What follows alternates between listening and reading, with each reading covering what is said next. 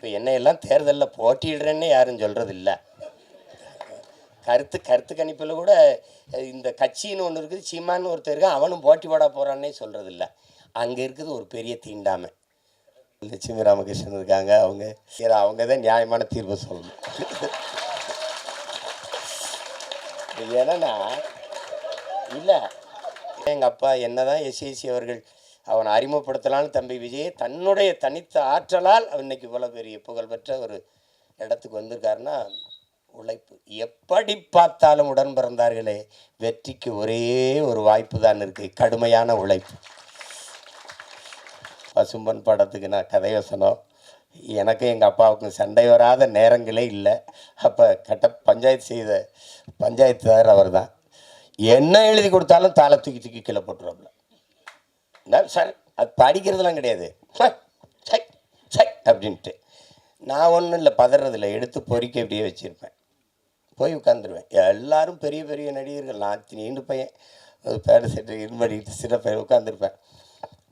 திடீர்னு இந்த இடத்துல சித்ரா இங்கே சிவா ஒரு இது பண்ணணும், ராதிகா இங்கேருந்து வரணும், இங்கே ஒரு இது வேணும், எங்கே இந்த பையன், நான் எங்கேயாவது உட்காந்துருப்பேன். தேடி சிஷியா இங்கே வா அப்படின்னு. இன்னும் என்ன உங்கள் அப்பா வந்து வசனம் கேட்குறாரு, இங்கே வாங்க, என்னப்பா வேணும், இங்கே 2 பேரும் பேசணும், இந்த இருக்குப்பா. அப்போ அது இதாப்பா நீங்கள் கீழே சத்து முன்னாடி தூக்கி போட்டியில்லப்பா, அதுதான்ப்பா அப்படின்னு. ஐயோ, ஒரு தடவைலாம் இப்படி தூக்கி போட்டார். நான் கடைசியாக வெறும் இந்த இது தான் இருந்தது, அதை தூக்கி கீழே போட்டு நடந்து சென்னைக்கு கிளம்பிட்டேன். பொள்ளாச்சியிலேருந்து நடந்தே போகிறேன்ட்டு திருப்பி, ஏய் வாடா உங்கள் அப்பா பற்றி யாரும் புது சண்டைக்கு இருந்தா என்னடி வா வா வா வா அப்படி கூட்டி போய் பல தடவை. அதுலேருந்து என்னுடைய குரு, இல்லைன்னா பாதி படத்துலேயே போயிருப்பேன் ஊருக்கு. தங்கர் சொன்ன மாதிரி நம்ம எல்லாருமே வந்து வெறுக்கிற இதுகள் இருக்குது, செயல்கள் இருக்குது. ஒன்று ஊழல், லஞ்சம் யாருக்கும் பிடிக்கலை, இந்த நாட்டில் யாருக்கும் பிடிக்கலை. ஆனால் ஒரு கேள்வி எழுது, யாருக்குமே ஊழல் லஞ்சம் பிடிக்கலையே, அப்போ யார் கொடுக்குறா யார் வாங்குறா? சரிதானே? லட்சுமி ராமகிருஷ்ணன் இருக்காங்க, அவங்க தான் நியாயமான தீர்ப்பு சொல்லணும். ஏன்னா இல்லை, ஒரு கேள்வியை நம்ம இப்படி கேட்டு பார்ப்போம், உங்களுக்கு ஊழல் பிடிக்குமா, லஞ்சம் யாருக்காவது பிடிக்குமா? தங்கச்சி உங்களுக்கு பிடிக்கும், யாருக்கும் பிடிக்காது. அப்போது யார் தாண்டா கொடுக்குறா, எவன் தாண்டா வாங்குறான் தெரியல.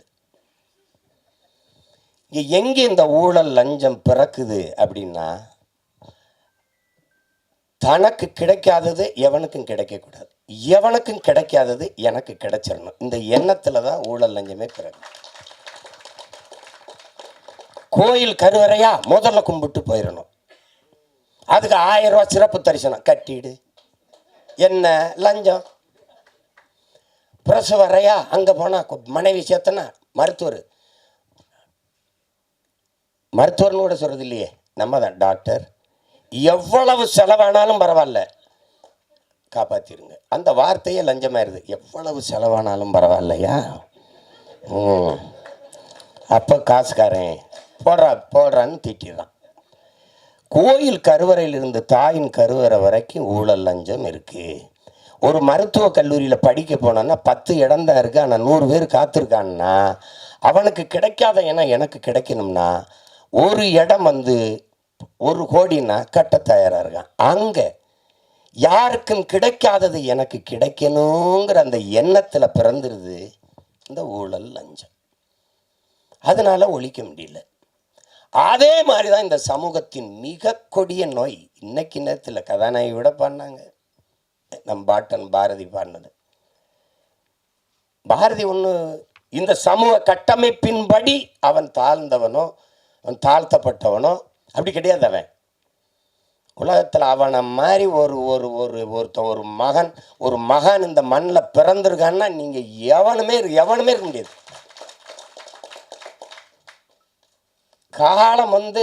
காலம் பல கவிஞர்களை உருவாக்கி இருக்குது அன்பிற்குரியவர்களே. காலத்தை உருவாக்கிய ஒரு பாவலன் உண்டென்றால் உலகத்தில் நம் பாட்டன் பாரதி தான். நாடு சுதந்திரம் அடையல 1921 செத்து போயிட்டான் பாரதி. 47 விடுதலை அடைகிற. ஆனால் ஆடுவோமே பல்லு பாடுவோமே ஆனந்த சுதந்திரம் அடைந்து விட்டோம் என்று. அவன் அடைஞ்சிட்டான் சுதந்திரத்தை. நீ மாநிலம் பிரிப்பாய் நினைச்சானா? மொழி வழியே மாநிலங்கள் பிரிப்பீங்கன்னு நினைச்சானா? அவன் வந்தே மாதரம் என்போம், எங்கள் மாநில தாயை வணங்குதும் என்போங்கிறான். டே, நீ பிரிக்கல, அதை பற்றி அவங்க கவலைப்படல. இதை தமிழ்நாடுன்னு பேர் வைப்பாங்க, அதுக்கு ஒருத்தர் 76 நாள் பட்டினி கிடந்து சாவான், அதெல்லாம் அவனுக்கு தெரியாது.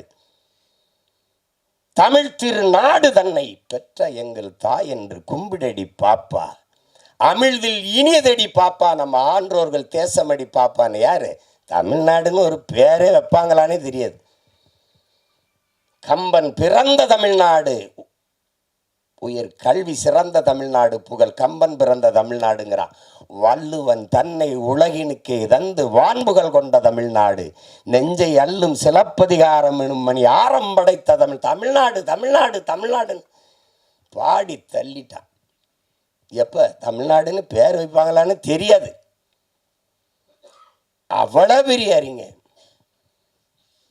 அக்ரகாரத்தில் கழுதை வரக்கூடாது, கழுதையை கையில் தூக்கிட்டு நடந்துட்டாப்புல. இந்த பாரதி படத்தில் பார்த்தீங்கன்னா தெரியுமே. மதம் மாத்துறது நீ பார்த்துருக்கா? உலகத்தில் சாதி மாத்தின ஒரே மகான் பாரதி தான். கனகலிங்கத்தை கூப்பிட்டு மீதி எடுத்து போட்டு பூணூலை போட்டு, இன்னையிலிருந்து நீ பறையன் இல்லை ஐயன். யாரா? சுப்பிரமணிய பாரதி பண்ணான்னு சொல்றா, போடா. அப்படி ஒரு ஆள் நம்ம ஆள். அவன் சொல்கிறான், அவன் மனசுக்குள்ளே எம்பிட்டு வழி இருந்தா, சாதிகள் இல்லையடி பாப்பா, குல தாழ்ச்சி உயர்ச்சி சொல்லல் பாவம், நீதி உயர்ந்த மதி கல்வி அன்பு நிறைய உடையோர்கள் மேலோர்ன்றான். அதுக்கு முன்னாடி ஒரு கிளவி வர்ற, அறிவு மூதாட்டி வர்றா. சாதி இரண்டொழிய வேறில்லை சாற்றுங்கால் நீதி வலுவா நெறிமுறை. சாதி இரண்டுன்னா நம்மால் என்ன பண்ணுறான்? ஆண்ஜாதி பொஞ்சாதி. அது இல்லை சாதியே, அது இல்லை. ஆண்பால் பெண்பால், அது பாலியல் வேறுபாடு.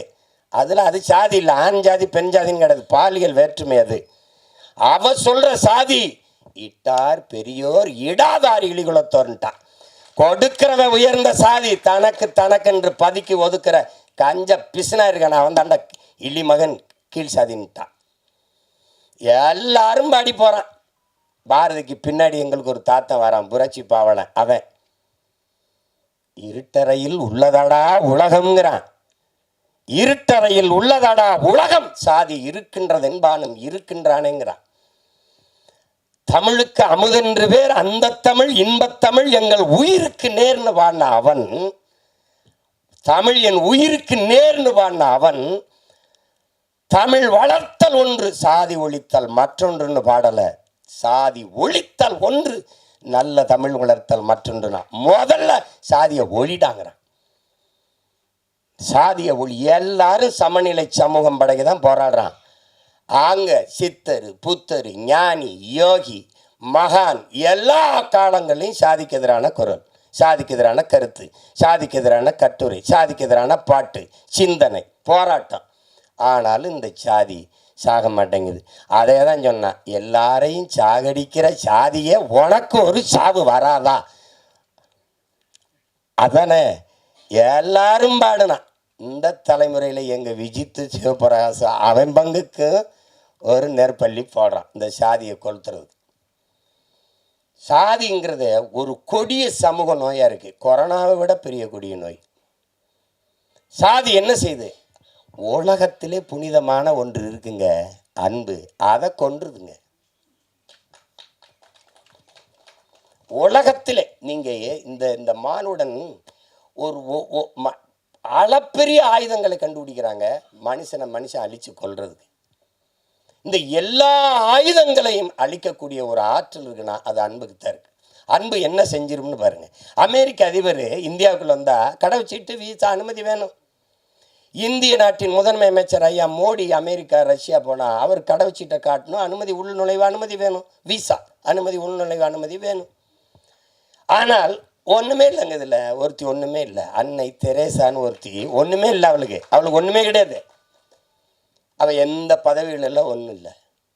பாருங்க, எல்லா நாடுகள்லையும் பணி செஞ்சு வந்து இந்தியாவில் தங்கிட்டா. அவளுடைய சேவை நிறைய தேவை இந்த நாட்டுக்கு இருந்துட்டா. அப்போ உலக நாடுகள் அந்த அன்பு தாயை பார்த்து சொல்லுது, அவளுக்கு கடவு சீட்டு இல்லை, உள்நுழைவு அனுமதி இல்லை, வீசா இல்லை. எந்த நாட்டுக்கு வேணாலும் நீ வா தாயே, உனக்கு எங்கே தங்கணும்னு விருப்பமோ அங்கே நீ தங்கிக்கலாம், எந்த இடத்துல நீ குடியேற நினைக்கிறியோ அங்கே குடியேறிக்கலாம்னு உலகம் இருகரமும் விரித்து அந்த தாயை வரவேற்றதென்றால் உலகத்தை தன் அன்பால் சுருக்கிவிட்டா ஒரு மனுஷி. அந்த அந்த மதம் மதம் சாதி எல்லாம் பேசிட்டு இருக்கிறானா, எல்லாவற்றிலும் புனிதம் ஒன்று இருக்குது, மனிதம். அந்த மனிதத்தை கொன்றுது. ஆகச்சிறந்த ஒன்று அன்பு, அதை கொன்றுது இந்த சாதி. சாதி மதம் நீங்கள் என்ன சாதாரண நினைக்கிறீங்களா? கல் சாராயம், இந்த கஞ்சா, அவினு, கொட்கைன்னு இந்த இதெல்லாம் இருக்குல்ல, அது போட்டால் தான் புதையிரும். சாதி மதம் சொன்னால் ஏறிடும்ன்றான். இந்த மார்க்ஸை விடவா ஒரு மேதை இருக்கான் அந்த நாட்டில். 2000 ஆண்டுகளில் இவனை போல ஒரு சிந்தனையால் இன்னும் பிறக்கலைன்றா. அவனே சொல்கிறான் மதம் ஒரு அப்படின்னு சொன்னால் ஏறிடுன்றான். மற்ற போதையெல்லாம் படுத்து தூங்கினா இறங்கிரும். சாதி மத போதை ஏறிச்சுன்னா செத்து பாடையில் போனாலும் ஏறாது. ஏன்னா தனி சுடுகாடு அவனுக்கு. செத்தாலும் ஆறுமுக கவுண்டர் சுப்பிரமணிய நாடாருன்னு எழுதி வைப்பானா இல்லையா கல்லறையில்? செத்தாலும் போகாது. இந்த சாதி ஒரு சமூக நோய். குறிப்பாக எங்களுக்கு தமிழ் தேசியர்களுக்கு பெருநோய். இந்த மண்ணில் பிறந்த ஒரு பெரிய புரட்சியாளன் எங்களுடைய அண்ணன் தமிழரசன் அவர்கள் எழுதுகிற, டேய் சாதி மதம் சாராயம் இது 3 தமிழ் தேசிய அரசியலின் மிகப்பெரிய பகைவங்கிறப்ப. மது மதம் சாதி போதை இருக்க பெரிய கொடிய நோய்டாங்கிறார். அது என்ன சொல்ல? இப்போ தேர்தலில் நம்ம வேலை செஞ்சு போவேன் எல்லாம் சரின்னு விடும், என்னதானாலும் நம்ம சாதியை விட்டு கொடுக்க முடியாதுலன்றான். அவனுக்கு மொழி செத்துச்சு கவலைப்பட மாட்டான், அவனுக்கு இனம் செத்துருச்சு கவலைப்பட மாட்டான், ஆறு செத்துருச்சு கவலைப்பட மாட்டான், மலை களவு போகுது கவலைப்பட மாட்டான், வளம் திருடு போகுது கவலைப்பட மாட்டான், உரிமை பறி போகுது கவலைப்பட மாட்டான். எது செத்தாலும் சரி, தன் சாதி செத்துறக்கூடாது அப்படி நினைக்கிற ஒரு கூட்டத்துக்கிட்ட 2 காதலர்கள் சிக்கிக்கிட்டா என்ன நிலைமை? அதுதான் கதை. ஒரு பேரன்பை ஒருத்தன் வைக்கிறான், அந்த பேரன்புக்கு பிரச்சனை. அந்த அன்பை சிதைச்சவனை ஒழிக்கணும்னு நினைக்கிறான், பெருங்கோபம். இதுதான் படம். சரிதானே வை? ஆமாம் ஆமான்ட்டாப்ல. ஏன்னா நீங்கள் இதை பாருங்க, சாதிய இழிவை துடைத்தெறிய போராடாமல் இருப்பதை விட செத்து ஒழிவதே மேலானதுன்னு அண்ணல் அம்பேத்கர் சொன்ன இந்த மொழின்னு இருக்கிற அந்த வலி இருக்குல்ல, அதை நீங்கள் உணர்ந்துட்டீங்கன்னா நீங்கள் இந்த நாட்டில் தீண்டாமைங்கிற ஒரு சொல்லே இருக்காது. நீங்கள் நினச்சி பாருங்கள் எவ்வளோ வலி இருந்தான்னா, யாருக்கு அடிமை இல்லை, எனக்கும் யாரும் அடிமை இல்லை. இந்த எண்ண ஓட்டம்தான் இங்கே எல்லாருக்கும், இந்த மானுடத்தில் எல்லாருக்கும் தேவைப்படுது. இதுதான் இங்கே இருக்கிற சிக்கல்.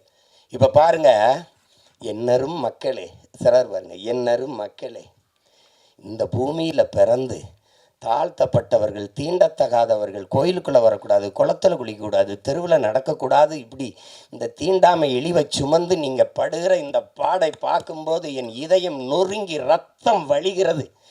இதற்கு நீங்கள் தாயின் கருவிறையிலேயே கலைந்து போயிருக்க கூடாதா அப்படின்னு ஆவேசமா தன்னுடைய வலியை வெளிப்படுத்துறார் அண்ணல் அம்பேத்கர். அதை தான் தோணுது. எத்தனை வலி, எவ்வளவு வலியின் மொழி அது. இன்னுமா அந்த கொடுமை, இன்னும் தொடருது. அதை பாருங்க, பிறப்பின் அடிப்படையில் பேதம் பாராட்டுகிற, உயர்ந்தவன் தாழ்ந்தவன் என்ற பாகுபாடு பாராட்டுகிற இந்த கொடிய நோயை ஒழிக்காது சமநிலை சமூகம் பிறக்காது. இதற்கு என்னைக்கு சொல்றான் பாருங்க, அந்த இதில் படத்தில் கூட வருது பாருங்க, நம்முடைய அது குரல் ஒளியில் வருது. நம்ம பாவா செல்லத்துறையவர் சொல்றாரு பாருங்க, பிறப்பு ஒக்கும் எல்லா உயிருக்கும்னு வள்ளுவ பெருமகனார் தந்தருளிய மறைமொழியில் எத்தனை ஆண்டுகள், 1000 ஆண்டுகளுக்கு முன்னாடி பாடுறாரு, எத்தனை 1000 ஆண்டுகளுக்கு முன்னாடி பாடுறாரு. அப்போ அந்த காலத்திலேயே இந்த ஏற்றத்தாழ்வு இருந்திருக்குது. பிறப்பு ஒக்கும் எல்லா உயிருக்கும், எல்லா மானுடருக்கும்னு சொல்லவே இல்லை நம் மூதாதை, எல்லா உயிருக்கும் பிறப்பு ஒக்கும். அதில் பிறப்பின் அடிப்படையில் பாகுபாடு, உயர்ந்தவன் தாழ்ந்தவன். இதில் பாரதி ஏன் ஆகச்சிறந்த மானுடன், ஆகச்சிறந்த மானுடன் பாரதி கிட்ட கேட்கப்படுது. எங்க நோய், நாம் பிரம்மனின் தலையிலிருந்து பிறந்தோம், சத்திரியன் தோலிலிருந்து பிறந்தான், வைசியன் தொடையிலிருந்து பிறந்தான், அந்த சூத்திரன் காலில் இருந்து பிறந்தான், இந்த பஞ்சமன் ஒருத்தருக்கான அவன் எதிலங்கானு பிறந்தான்னு பாரதி கிட்ட கேட்கப்படுது. பாரதி அவன் மட்டும்தான்டா அவங்க ஆத்தாளுக்கும் அப்பனுக்கும் பிறந்தான்ட்டான். இன்னும் புரியுதா உங்களுக்கு? சமூகத்து மேலே இருந்த அவனுக்கு கோபம் இருக்குது பற்றியில, அந்த கோபம் தான் இந்த பெருங்கோபம். அதை நீங்கள் அது என்ன, அது இழிவை சுமந்து பார்க்குறவனுக்கு தான் தெரியும். நீங்கள் இந்த வழி இது மேல்தட்டு மக்களுக்கு ஒன்றும் தெரியாது. இது நாட்டாமல் பண்ணிட்டு, இது ஒரு போதை, இது ஒரு மனநோய். மனிதனை சக மனிதனை தன்னை போல எலும்பு நரம்பு ரத்தம் சதை பசி உறக்கம் கனவு கண்ணீர் எல்லாம் கொண்ட சக மனிதனை தாழ்ந்தவன் என்று தாழ்த்தி வீழ்த்தி சுகம் காணுகிற ஒரு மனநிலை கொடிய நோய். அது மனநோய். அதான் அங்க இருக்கிறது. ஒத்தது அறிவார் உயிர் வாழ்வார் மற்றெல்லாம் செத்தாருள் வைக்கப்படும்ட்டான் வள்ளுவர் பெருமகனார். காரணம் என்ன? துணி விழுக்கிற வண்ணான், முடிதிருக்கிற மருத்துவர், அங்கே சலவை தொழிலாளி வேணும், அங்கே தச்சன் வேணும், அங்கே விளைய வைக்க உணவுப் பொருளை விளைய வைக்க அங்கே வேளாண் குடிமகன் உழவன் வேணும், அங்கே அதை அதை சமைக்க பாத்திரங்கள் செய்கிற குயவர் வேளாளர் குடிகள் வேணும். எல்லோரும் வேண்டும். எல்லாரும் சேர்ந்து இசைந்து வாழ்ந்தால்தான் அது சமூகம். ஒத்தது அறிவார் உயிர் வாழ்வார் மற்றெல்லாம் செத்தாருள் வைக்கப்படும்ட்டான். மற்றெல்லாம் பிணமுடான்ட்டான். எல்லாரும் தான் சாடி இருக்கான், பாடி இருக்கான், ஆடி இருக்கான், எல்லாம் பண்ணி பார்த்துருக்கான். ஒன்றும் நடக்கலைங்க. இங்கே சாதிக்கு ஒரு சாமி, சாதிக்கு ஒரு சமநிலை சமூகம் எங்கே இருக்குது? செத்த பிறகு கூட பணத்தை புதைக்கிறதுல இவனுக்கு இந்த சாதிக்கு இது, இந்த சாதிக்கு இது, இந்த சாதிக்கு அது. இதில் எந்த சாதிக்கும் பாகுபாடு இல்லாத ஒரு தேசத்தை படைக்கும் உலகத்தில் இந்த நிலத்தில் முடியல. எங்கள் உயிர் தலைவன் அவன் கனவு கண்ட தேசத்தில் தமிழீழ நாட்டில் நீ எவனாவே இரு, என் கோட்டுக்குள்ளே என் நாட்டுக்குள்ளே வந்தால் நீ தமிழனா இருன்னு ஒரு மக்களை உருவாக்கி இறந்து போன எல்லாரையும் ஒரே இடத்தில் மாவீரர்கள் துயிலும் இல்லம் என்று நீ பெரிய தளபதினாலும் படு, நீ சாதாரண வீரனாலும் படு, நீ எவனாவே இரு, உயர்ந்தவன் தாழ்ந்தவன் பாகுபாடு இல்லாது எல்லோரும் ஒரே. இங்கே உயர்ந்த சாதிக்காரன் சுடுகாட்டு வழியை கூட தாழ்ந்த சாதிக்காரன் பிணத்தை எடுத்து போக முடியாது. ஆனால் இங்கே மகான்கள் தோன்றிருக்காளுங்க. காந்தி தோன்றிருக்கிறார், அண்ணல் அம்பேத்கர், பெரிய புத்தன் பூலே எல்லாரும் தோன்றிட்டான். ஒன்றும் எடுபடல, ஒன்றும் சரியில்லை. இன்னொரு தலைமுறை இந்த சாதி மதத்தை காலில் போட்ட செருப்பாக போட்டு தேய்ச்சி நடந்தாலே ஒழிய இது சாகாது. இந்த கருமத்தை ஒழிக்காமல் சமநிலை சமூகம் படைப்பது என்பது சாத்தியமில்லை. வெற்று வார்த்தை.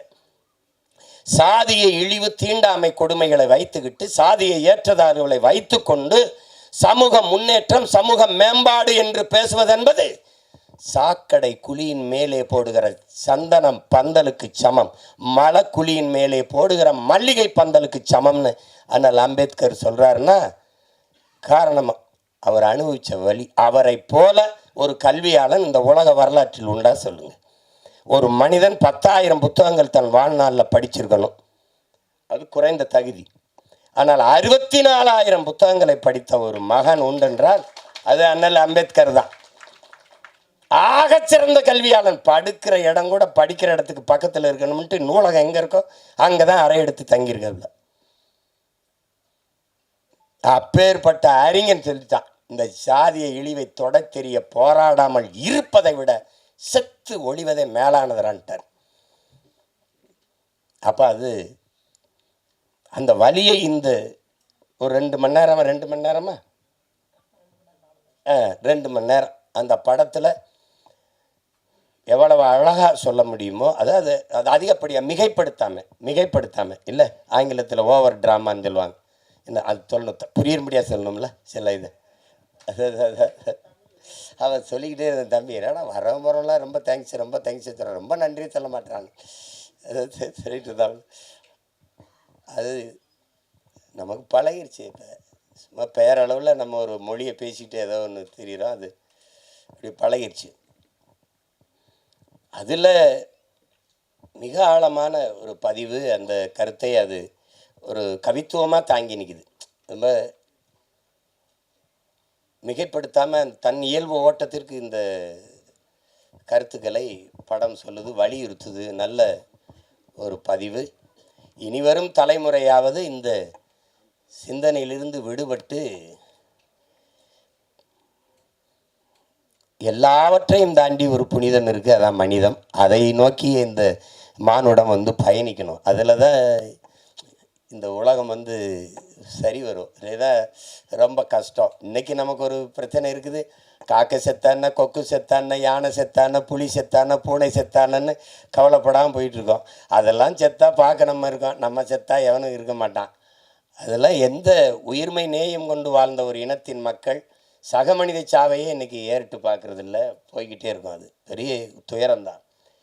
அப்போ இதில் ஒரு சிறந்த படைப்பு. இதில் என்னுடைய தங்கர் அவர்கள் குறிப்பிட்டது மாதிரி பெரிய எங்களுக்கெல்லாம் அந்த வாய்ப்பு கிடைக்கல. நாங்கள் அவருடைய பெரிய அன்பு பிள்ளைகளாக இருந்தும் நான்லாம் முதல் படத்துலேயே அவரோட இணைந்து வேலை செய்யணும்னு நினச்சேன். அந்த வாய்ப்பை பெற முடியல. தங்கர் கூட அழகிலாம் வேலை செஞ்சிட்டார். ஆனால் முதல் படத்திலே தம்பி சிவபிரகாஷுக்கு அந்த வாய்ப்பு கிடைச்சிருக்குது பெருசு. எங்கள் அப்பா இளையராஜா அவர்களோட பணியாற்றுறது. அதனால் இசை இறைவனின் ஆசி பெற்ற ஒரு படம் இது.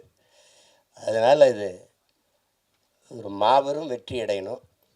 நான் வந்து உளமாற வாழ்த்த வந்திருக்கேன். நான் வந்து இது ஏன்னா எங்கள் விஜித்தோட படங்கிறதுனால தங்கர் படம் எடுத்து கூப்பிட்டா போய வேலை இருக்குது எனக்குன்னு போயிருப்பேன். அது அவர் தெரியும். சிரமந்தான். இப்போ போய் 3 நாள் ஆச்சு இப்படி சுற்றிட்டு திரிஞ்சு, காலையில் இன்னும் ஓடணும். அது ஆனாலும் இந்த விழாவும் இந்த நிகழ்வும் எனக்கு ரொம்ப முக்கியமானது. அது நான் வந்து அரவிந்த் தான், எங்கள் அரவிந்த் அவன் தான் இந்த வேலையை செய்ய ஆரம்பிப்பான்னு நினச்சேன் நான். ஆனால் விஜித் வந்திருக்கேன். எனக்கு நான் இவ்வளவு விஜித்திட்ட எதிர்பார்க்கலை. ஒரு முதிர்ந்த நடி எங்கள் அண்ணன் சந்திரசேகர் இருக்காங்க. அவங்க வந்து அந்த பாலைவனச்சோலையில் நடித்த போது அவ்வளவு இதாக இருக்கும். அந்த உரையாடலை வெளிப்படுத்துகிற ஆற்றல், அந்த இதெல்லாம் உடல் மொழியெல்லாம் ரொம்ப மென்மையாக அதை மாதிரி நடிச்சிருக்கான். அது முதல் படம்னு சொல்ல முடியாத அளவுக்கு நடிச்சிருக்கான் விஜித்து. பாராட்டுகள்.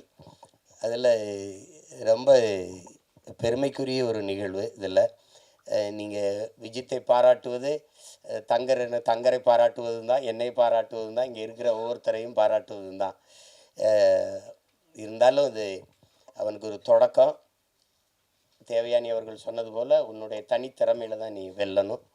அது முக்கியம். யாருக்குமே வந்து அந்த புகழுங்கிறது ஒரு முகவரி அட்டை போல் பயன்படும். ஆனால் நீங்கள் செய்கிற வேலையினுடைய ஆற்றலை பொறுத்து தான் நீங்கள் நிலைத்திருக்க போறீங்களா இல்லையாங்கிறது நிரூபிக்கப்படுது. இப்போ அண்ணன் சிவகுமாருடைய பிள்ளைகள் தம்பி சூர்யாவும் கார்த்திக் வந்தாங்கன்னா சிவகுமாரன் மகன்கள்ங்கிறது ஒரு அறிமுகத்துக்கு சரியாக இருந்தது. தன்னை ஆற்றலால் நிரூபித்தாங்க.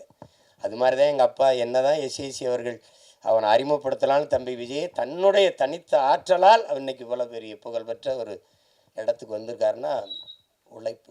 எப்படி பார்த்தாலும் உடன் பிறந்தார்களே, வெற்றிக்கு ஒரே ஒரு வாய்ப்பு தான் இருக்குது, கடுமையான உழைப்பு. அதை தவிர எல்லா வேதனைக்கும் ஒரே ஒரு மருந்து தான் சாதனை. சாதனையை எப்படி தொட முடியும்? வெற்றியின் மூலமாக. வெற்றியை எப்படி அடைய முடியும்? கடுமையான உழைப்பின் மூலமாக. அதனால் உழைப்பு உழைப்பு உழைப்பு, அதை தவிர ஒன்றும் கிடையாது. இந்த பேரன்பும் பெருங்கோபத்துக்கு உங்கள் எல்லாருக்கும் எளிய உதாரணம் சேகுவேரா. உங்களுக்கு தெரியும், கியூபா விடுதலை புரட்சியாளன். பசியோடு இருந்தார்கள் மக்கள், உணவளித்தேன், மனிதாபிமானி என்றார்கள். அது அவனுடைய பேரன்பு. ஏன் இவர்களுக்கு உணவு கிடைக்கவில்லை என்றேன், என்னை கம்யூனிஸ்ட் என்றார்கள் தான். அது மாதிரி அந்த உணவு ஏன் கிடைக்கவில்லை என்ற கேள்வி எழுப்பின கோபம்தான் அது உணவு அளித்தது பெரும் பேரன்பு. அவர்களுக்கு ஏன் உணவு கிடைக்கவில்லை என்று கேள்வியை எழுப்பியது பெருங்கோபம். அதுதான் இந்த சமூகத்தை பார்த்து இந்த படம் பல கேள்விகளை எழுப்புது. எத்தனை காலத்துக்குடா இந்த சாதி சனியனை வச்சு எங்களை சாகடிப்பீங்கன்னு அன்பு கொண்ட நெஞ்சங்கள் கெஞ்சுது. அதுதான் படம். தயவு செய்து படத்தை பார்த்து ஆதரவு கொடுங்க. ஊடகவியலாளர்கள்லாம் ஐயா ரஜினிகாந்த் படம் வந்தால் எப்படி எழுதுவீங்களோ, தம்பி விஜய் படம் வந்தால் எப்படி எழுதுவீங்களோ, அதுபோல் இது படம் புதியவர்களை வரவேற்கணும். அது இல்லைன்னா புதிதான ஒன்று எதுவும் வராது. இப்போ என்னையெல்லாம் தேர்தலில் போட்டியிடுறேன்னு யாரும் சொல்கிறது இல்லை. கருத்து கணிப்பில் கூட இந்த கட்சின்னு ஒன்று இருக்குது, சீமான்னு ஒருத்தர் இருக்கான், அவனும் போட்டி போட போகிறான்னே சொல்கிறது இல்லை. அங்கே இருக்குது ஒரு பெரிய தீண்டாமை. அதை ஒழிக்க நான் போராடிட்டு இருக்கேன். இது சமூகத்தில் இருக்க தீண்டாமை ஒழிக்க தம்பி எல்லாம் சேர்ந்து போராடுறாங்க. எல்லாருக்கும் என்னுடைய அன்பும் வாழ்த்துக்களும். இவ்வளோ நேரம் இருந்து எல்லாருக்கும் என்னுடைய அன்பும் வாழ்த்துக்களும். ரொம்ப பெருமை. ஒரு தம்பி கதிரோடைய அப்பா கதிர் நான் ரொம்ப நெருக்கம். என்னுடைய தம்பி அவருடைய தந்தையாருனாங்க. அவரும் நடிச்சுக்காரு. நல்லவர் அல்ல, கெட்டவரை தான் நடிச்சிருக்காப்ல. கொஞ்சம் கொஞ்சமாக சாகும், சாதி கொஞ்சம் கொஞ்சமாக சாகும். சமூக மாறுதல்கள் வந்து கொண்டிருக்கு. இப்போ இன்னொரு தலைமுறை மாறி வருது. அந்த மாற்றத்திற்காக நாம் எல்லோரும் காத்திருக்கிறோம். உங்கள் எல்லாருக்கும் என்னுடைய அன்பும் வணக்கமும் நன்றி. படம் வெற்றியடை என்னுடைய வாழ்த்து.